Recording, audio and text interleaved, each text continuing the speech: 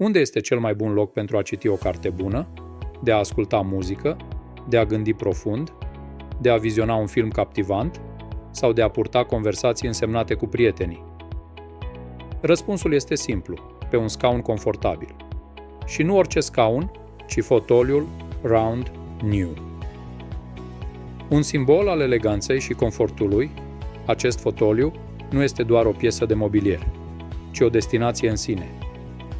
Vine complet echipat cu două perne, puse de pernă cu fermoar pentru o curățare ușoară și o construcție durabilă care suportă până la 120 de kilograme.